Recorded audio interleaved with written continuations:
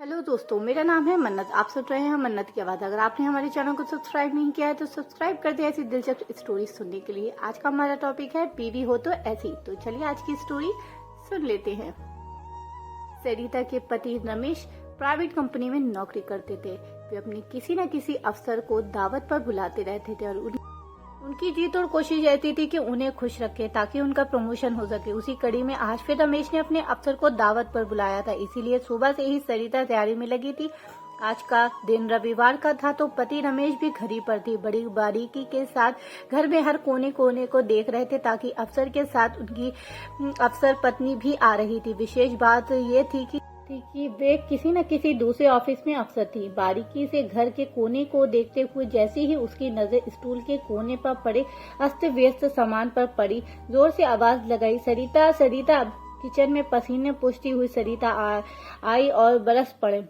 देखो सरिता, सामान कैसे अस्त व्यस्त पड़ा हुआ है। इन्हें अपना घर दिखाऊं तो कितना बुरा लगेगा। न जाने तुम सारा दिन क्या करती हो और कहाँ।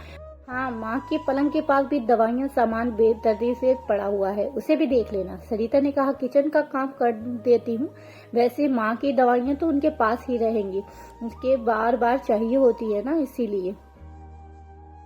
रमेश ने फिर रौब झाड़ा, लेकिन उन्हें ढंग से रखो और माँ को भी बता देना आज अफसर के साथ उनकी बीवी भी आई है तो वो भी अफसर है। सरिता रमेश की बात सुन वापस किचन में चली गई। पीछे पीछे रमेश जी पहुंच गए और बोले, सुनो माँ कह रही है कि तुम दाल की पकौड़ी बहुत अच्छी बनाती हो, तो साथ में जरा वह भी बना देना, वैरायटी हो जाएगी। सरिता सोच रही थी कि वैसे ही रमेश जी ने मेनू अच्छा खासा तैयार कर दिया था, अब पकौड़े, लेकिन रमेश जी की फरमाइश को दरकिनार नहीं कर सकती, उसकी आदत में नहीं था, तो जल्दी से दाल भिगो दी। तभी उसकी बेटी किचन में आई और बोली, मम्मी आज फिर पापा ने अफसर की दावत की है, अब आज तो मौज हो गई, आप तरह तरह की वैरायटी बनाओगी, चलो मैं भी थोड़ी आपकी हेल्प कर देती हूँ। दोनों तैयारी में लग जाती हैं। शाम का 6 बज जाता है। घर में खाना तैयार था और अफसर और उसकी बीवी का इंतजार हो रहा था। रमेश जी सफेद कुर्ते पजामे में तैयार थे। तभी उनकी नजर सरिता पर पड़ी। बोले, ढंग की साड़ी तो पहन लो, काम वाली बाई नजर आ रही हो। सरिता के मन में ये बात सुनकर कुद हो गया, लेकिन सरिता ने अपने मन से अच्छी साड़ी ही पहनी थी। वे प्रेस भी करी हुई थी, लेकिन चलो दूसरी पहन ली। ये बात सुनकर माँ बीच में ही बोल पड़ी, मुझे तो बहू ने सुबह से ही अच्छी साड़ी पहना दी थी, वैसे मेरी साड़ी सफेद है, चिंता न कर बेटा, इस बार तेरी उन्नति जरूर होगी। सरिता ने खाना भी मेहनत से बनाया है। तभी बाहर गाड़ी की हॉर्न की आवाज आई और रमेश जी अब गेट पर पहुंचे। अफसर का स्वागत करने के खड़े हो गए। पीछे सरिता भी मुस्कुराई और अभिवादन के लिए पहुंच गई। साहब ने के साथ उनकी पत्नी भी बहुत ही सादगी भरी आड़े महिला थी और सौंदर्य और सुंदर लग रही थी। उन्हें पहले बैठक में बैठाया गया, हर चीज किनारे से सजाई गई थी। साहब की पत्नी को माँ के पूरे परिवार से मिलाया गया, जो कि बड़ी खुशी से सरिता से बात करने लगी थी। थोड़ी देर में डाइनिंग टेबल पर खाना लगा दिया गया था। जैसे ही खाना शुरू हुआ, साहब की बीवी बोली, सरिता तुम भी आओ। संजोग करती हुई सरिता बोली, नहीं मैडम, आप लोग लीजिए, मैं आपको खाना परोसती हूँ।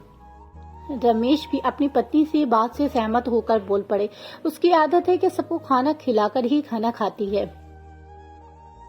साहब और उसकी पत्नी बड़े ही चौक से खाना खा रहे थे। हर व्यंजन की तारीफ भी किए जा रहे थे।